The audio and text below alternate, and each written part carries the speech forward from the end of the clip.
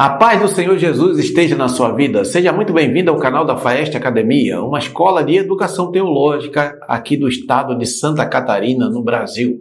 Eu sou o pastor Reginaldo de Souza e nesta videoaula apresentaremos subsídios da lição 8 do primeiro trimestre de 2024 da EBD, revista da CPAD Adultos, que tem como título A Disciplina na Igreja.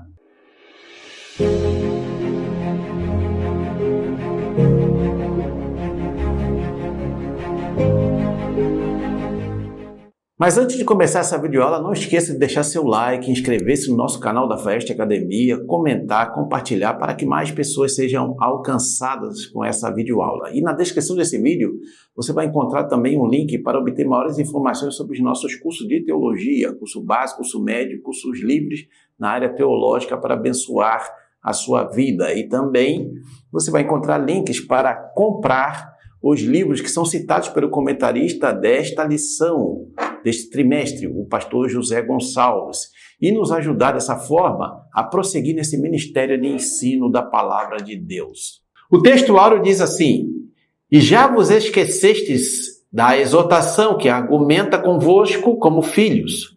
Filho meu, não desprezes a correção do Senhor, e não desmaies quando por ele fores repreendido. Hebreus 12, 5. Verdade prática, a disciplina cristã é uma doutrina bíblica necessária, pois permite ao crente refletir o caráter de Cristo. A leitura bíblica em classe encontra-se em Hebreus capítulo 12, versículos de 5 ao 13. Introdução. Nesta lição, estudaremos sobre a prática da disciplina na igreja. Embora seja muito necessária, a disciplina como prática da igreja cristã vem sendo esquecida e negligenciada por muitos. Ora, uma igreja que não corrige seus membros perdeu a sua identidade, não passando de um mero grupo social. O resultado disso são igrejas fracas, anêmicas e sem testemunho cristão. Por isso, o nosso assunto da disciplina cristã como um processo formativo do caráter cristão nas modalidades corretiva e formativa.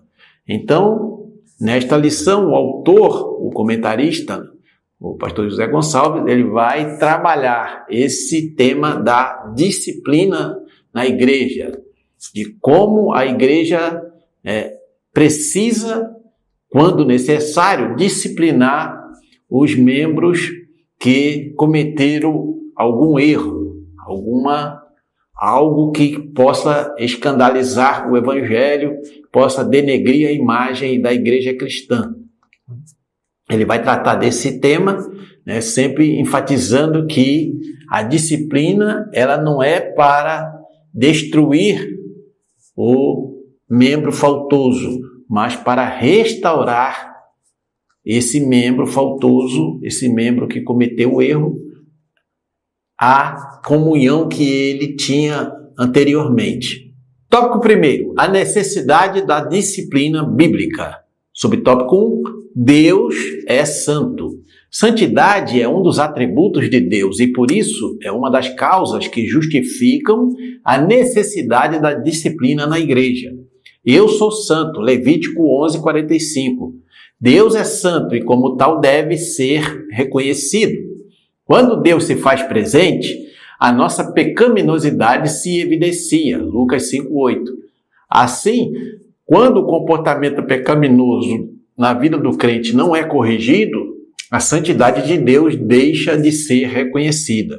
Então, o primeiro motivo, a primeira razão para que haja disciplina na igreja, entre os membros do corpo de Cristo, quando um desses membros comete algum erro, algum pecado, é que Deus é santo e Deus não tolera o pecado no meio do seu povo.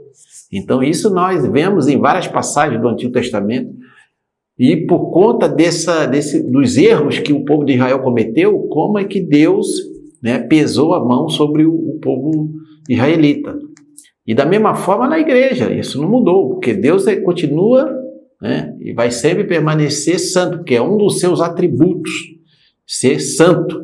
Então, veja bem, né? Quando não há essa disciplina, quando acontecem, né, erros entre os membros da igreja, obviamente que a santidade de Deus deixa de ser reconhecida no meio daquela comunidade de fé. E isso acaba afastando, obviamente, a presença de Deus, porque Deus não tolera o pecado. Então precisa ser corrigido. Subtópico 2, a igreja é santa. Primeiro, Deus é santo, agora também a igreja é santa. Deus é santo e a igreja também deve ser. Sede santos porque eu sou santo. Primeira carta de Pedro, capítulo 1, versículo 16. Ao formar seu povo, tanto na antiga como na nova aliança, o desejo do Senhor é que ele fosse um povo separado, um povo consagrado. Então, ser santo é ser separado. Separado de quê? Desse sistema mundano que jaz no maligno, né? Onde impera ali o reino das trevas, o reino do pecado, né? O espírito que opera nos filhos da desobediência. Então, ou seja, a igreja ela é separada desse sistema. Ela vive, né, de acordo com os princípios da palavra de Deus, andando em santidade, em pureza, afastado do pecado, longe do pecado, né? Então, por quê? Porque é um povo separado, consagrado a um Deus santo. Subtópico 3, quando a igreja não disciplina. Se a igreja, como o corpo de Cristo, deve ser santa, 1 Coríntios 3,16, da mesma forma o cristão, como membro desse corpo, deve ser também. A santidade faz parte da identidade do cristão, Efésios capítulo 1, versículo 1. Logo, a falta de disciplina acaba embotando essa identidade. Surge então a imagem do crente mundano ou carnal. A falta de disciplina acaba destruindo o limite entre o sagrado e o profano. Portanto, uma igreja que não disciplina seus membros torna-se mundana. Então, primeiro, nós vimos que Deus é santo e não tolera o pecado. A igreja também é santa, porque é separada do sistema mundano, né, onde o pecado impera. E, agora, por último, vamos ver que também o cristão individualmente precisa também andar em santidade, né? O texto bíblico vai dizer: segui a paz com todos e a santificação, sem a qual ninguém verá o Senhor. Está lá no livro, na carta aos Hebreus, capítulo, se não me falha a memória, capítulo 11. Então, é necessário que o cristão ande em santidade, em santificação de vida, né, para ele poder verdadeiramente mostrar que tem uma identidade como cristão, como seguidor do Senhor Jesus Cristo, né, para que ele possa manter o seu testemunho, né, na sociedade. Ele tem que evitar qualquer tipo de contaminação com o pecado. Então, esses crentes que andam de qualquer maneira, que não obedecem aos princípios da palavra de Deus, que são crentes mundanos ou crentes carnais, eles acabam, né, tendo um testemunho prejudicado na sociedade. Por quê? As pessoas não aceitam o que eles falam, porque eles vivem de forma comprometedora no seu testemunho. Então, é preciso que o cristão seja também santo, ande em santidade. Tópico 2, o propósito da disciplina bíblica. Subtópico 1, manter a honra de Cristo.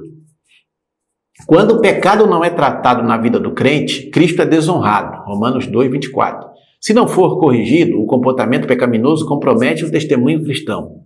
No caso da igreja de Corinto, onde um de seus membros adotou um comportamento flagrantemente pecaminoso, sem, contudo, ter uma resposta enérgica da igreja condenando essa prática, não é possível alguém adotar um comportamento pecaminoso sem que, com isso, incorra em julgamento divino. Então, veja só que o comentarista está colocando, né, que lá na igreja de Corinto, aquele episódio no capítulo 1 Coríntios, capítulo 5, né, daquela situação que uma pessoa tinha cometido um pecado terrível, né, de ter tido relações com a sua madrasta, a mulher do seu pai, e ele E a igreja não fez nada, a igreja não o disciplinou, não o afastou, não o excluiu da membresia. E, obviamente, usando esse exemplo, o comentarista vai dizer que quando isso acontece numa comunidade de fé cristã, o testemunho, tanto daquela pessoa, obviamente, como de toda a comunidade de fé, é prejudicado. As pessoas vão começar a ter dificuldade de aceitar, né, o testemunho, a pregação das boas novas de salvação de Jesus Cristo, porque as pessoas estão vivendo como a pessoa não cristã vive. E isso acaba realmente comprometendo todo o processo de evangelização, né? Então, é necessário que haja essa disciplina, para que esse comportamento, que é claramente pecaminoso, seja, né, cortado, seja eliminado de uma vez por todas. Subtópico 2, frear o comportamento pecaminoso. Outro propósito da disciplina cristã está no fato de que ela põe um freio no comportamento pecaminoso. Isso porque o pecado é algo extraordinariamente contagioso, que tem poder de se alastrar com grande facilidade. Não sabeis que um pouco de fermento faz levedar toda a massa? 1 Coríntios 5, 6. Então, né, o outro propósito da disciplina cristã é fazer com que o comportamento pecaminoso que porventura possa, né, existir de um membro ou de vários membros dentro de uma igreja local, é fazer com que seja interrompido, freado e interrompido esse comportamento, para que ele não se alastre, não se espalhe, porque, como diz o texto bíblico, um pouco de fermento pode levedar toda a massa, ou seja, pode contaminar toda a comunidade de fé. Então, é necessário que haja a disciplina cristã para, né, impedir esse alastramento da pecaminosidade. Subtópico 3, não tolerar a prática do pecado. Em 1 Coríntios, capítulo 5, o apóstolo Paulo censura os coríntios porque não estavam adotando medida alguma contra a prática do pecado por parte de um de seus membros, conforme já foi falado anteriormente. Está lá em 1 Coríntios capítulo 5, versículos 1 e 2. A consequência disso é que esse pecado acabaria enfraquecendo a igreja, pois uma igreja que não pratica a disciplina bíblica fatalmente fracassará. Não se pode tolerar a prática do pecado ou o comportamento pecaminoso na igreja nem fora dela. Vê sobre Jezabel em Apocalipse 2:20. Então, ali na igreja ali uma das igrejas, das 7 igrejas da Ásia ali do Apocalipse, estava tolerando Jezabel, que era uma mulher que se dizia profetisa, que levava alguns crentes a se prostituírem, né? E a igreja, a liderança da igreja nada fazia, não disciplinava essa Jezabel e também não disciplinava aqueles que seguiam, né? Seguiam seus conselhos. Então, o que aconteceu? Contaminou a igreja, né? Prejudicou a igreja como um todo. Então, é necessário haver, né, essa disciplina forte contra qualquer tipo de erro e de pecado. Veja o que aconteceu lá na Europa, por exemplo, né? As igrejas foram esfriando, foram tolerando vários tipos de erros e pecados à luz das Escrituras. E hoje você vai lá na Europa, as igrejas que outrora foram igrejas potentes, que enviaram vários missionários, hoje já fecharam as portas. Hoje algumas viraram museu, outras viraram bares, pubs, conforme lá na Inglaterra, por exemplo.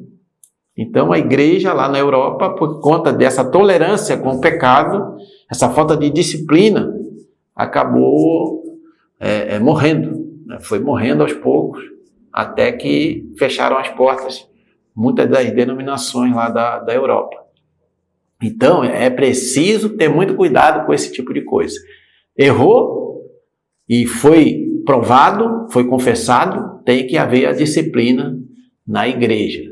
para que o pecado não se alastre. Se você quer aprender mais sobre a palavra de Deus, na descrição desse vídeo você vai encontrar o link para obter maiores informações sobre os nossos cursos de teologia da FAEST Academia, uma instituição teológica com mais de 15 anos de experiência aqui no estado de Santa Catarina, no Brasil. Ao finalizar essa videoaula, passe lá e aproveite a oportunidade de estudar teologia com quem entende do assunto, com quem tem experiência. Isso tudo por um preço super acessível. Todos os nossos cursos têm certificação reconhecida por convenções de igrejas evangélicas espalhadas por todo o Brasil. Tópico 3. As formas de disciplina bíblica. Subtópico 1. A disciplina como modo de correção. As Escrituras mostram a necessidade de sermos corrigidos. A correção contribui para o crescimento e formação do caráter cristão. Porque que filho há a quem o pai não corrija? Hebreus 12, 7. Todos os crentes, de alguma forma, tiveram a necessidade de ser corrigidos em algum momento. Se alguém não é corrigido quando erra, então, segundo a Bíblia, trata-se de um bastardo, e não de filho. Hebreus 12, 8. Pedro, por exemplo, teve que ser corrigido por Paulo quando adotou uma atitude visivelmente errada em relação aos gentios. Veja Gálatas 2, de 11 a 14. Quando o crente comete alguma falta e não é corrigido, a tendência é que isso acabe se tornando um comportamento.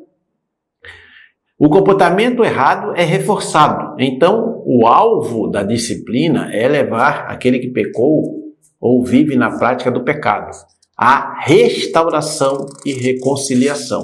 Então, veja só, né, aqui segundo o comentarista, né, a disciplina como modo de correção. Né? Então, errou, tem que ser corrigido. Qualquer um de nós, qualquer cristão, né, que participa de uma membresia de uma igreja local, quando comete algum erro, que principalmente um erro público, um erro que se torna público, precisa ser corrigido. E mesmo que seja um erro privado, particular, se for necessário, também precisa ser confessado e precisa ser tratado. Porque se isso não acontecer, se essa correção não acontecer, vai acabar, como já foi, né, falado aqui anteriormente, contaminando todo o restante da membresia da igreja local. Então, é preciso haver essa correção. E o crente que é corrigido, ele tem que ser humilde para receber a disciplina, receber a correção, porque visa restaurá-lo e reconciliá-lo, né, no corpo de Cristo. Então, é necessário ter em mente que a disciplina é para correção. Subtópico 2. A disciplina como forma de restauração. A palavra grega katartizo, traduzida aqui como encaminhai o tal, significa, na verdade, restaurar. É usada em Mateus 4:21 para se referir aos remendos das redes de pescas. O sentido, portanto, é fazer com que a pessoa atingida pelo pecado seja restaurada ao seu anterior estado de bem-estar com Deus. Da mesma forma que uma rede de pesca volta à sua utilidade após ser consertada. Nesse aspecto, dizemos que a disciplina cumpre um importante papel de restaurar o ferido, conforme a instrução do apóstolo Paulo à igreja de Corinto para que restaurasse o faltoso à comunhão. Então, o segundo aspecto aqui da disciplina é no sentido de restaurar, de restauração. O que é isso? Trazer a pessoa de volta à comunhão na igreja local, ao corpo de Cristo. Fazer com que ela volte a ser como era antes de ela cometer o erro, dela cometer aquele pecado que a levou a ser disciplinada. Então, o foco é restauração, não é destruir a fé da pessoa ou afastar a pessoa de vez, né? Nesse sentido, de ela nunca mais ser uma seguidora de Jesus ou participar de uma comunidade de fé cristã. Não, é a disciplina sempre visando restaurar, trazer o faltoso de volta à comunhão cristã. Subtópico 3, a disciplina como modo de exclusão. Esse tipo de disciplina é também conhecido como cirúrgica. Isto porque o membro é cortado do corpo de Cristo. Tirai, pois, dentre vós a esse iníquo. 1 Coríntios 5,13. Nesse caso, há um desligamento e não apenas um afastamento da comunhão. Veja Mateus 18,18. Assim, o indivíduo perde a condição de membro pelo desligamento, já que o Senhor disse que ele passa a ser considerado gentio e publicano. Mateus 18,17. Esse desligamento corta o vínculo da comunhão entre o membro e a igreja. Não há, portanto, mais vínculo entre o crente excluído por esse processo disciplinar e a igreja da qual fazia parte. Nesse sentido, ou nesse aspecto aqui da disciplina, quando chega a esse ponto, né, que é sempre um ponto extremo, a questão da exclusão, é porque esse membro faltoso, esse crente que cometeu o erro, ele já foi repreendido, já foi chamada a atenção dele, ele já foi disciplinado para correção e para restauração, mas ele não aceitou.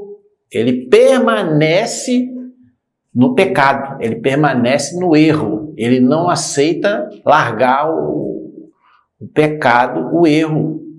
E aqui, quando se trata de pecado e erro, é à luz do texto bíblico, do que a Bíblia, né, ensina sobre o que é pecado. Por exemplo, a pessoa adulterou, aí sofreu a disciplina, mas não largou o adultério, continua vivendo aquele relacionamento adúltero e não aceita deixar essa prática. Nesse caso, então, esse membro da igreja local precisa ser excluído, ou seja, ele vai ser excluído da comunhão, não vai mais pertencer àquela igreja local. E, a não ser que mais tarde ele se arrependa do pecado que cometeu e volte à igreja para buscar uma reconciliação. Mas, enquanto ele estiver na prática do pecado e não querer largar a prática do pecado, nesse caso ele precisa ser excluído da membresia da igreja local. Muito bem, estamos chegando à conclusão. Se você está sendo abençoado ou abençoada por essa videoaula, não esqueça de deixar seu like, comentar, compartilhar essa videoaula para que mais pessoas sejam alcançadas. E não esqueça que aqui embaixo, na descrição desse vídeo, você vai encontrar link para obter maiores informações sobre nossos cursos de teologia da Faeste Academia para abençoar a sua vida. Bem como você também vai encontrar links para comprar os livros que são citados pelo comentarista deste trimestre, o pastor José Gonçalves, para também abençoar a sua vida. E você comprando através desses links, você vai estar nos ajudando a prosseguir esse ministério de ensino da palavra de Deus. Muito bem, conclusão diz assim: nesta lição, vimos o valor da disciplina cristã sob diferentes aspectos. A disciplina se mostra necessária quando sabemos que Deus é santo e exige que seu povo seja santo.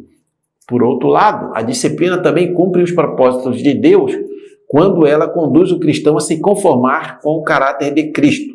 Uma igreja indisciplinada, portanto, perdeu o bom cheiro de Cristo, 2 Coríntios capítulo 2, versículo 14. Então, esse foi o conteúdo dessa videoaula, tratando desse tema importantíssimo e necessário em todos os períodos históricos da igreja, e muito mais hoje, que é a questão da disciplina cristã, como ela deve ser abordada, como ela deve ser trabalhada. Então, esse foi o conteúdo dessa videoaula. Deus abençoe seus estudos e nos encontramos na próxima videoaula, querendo Deus.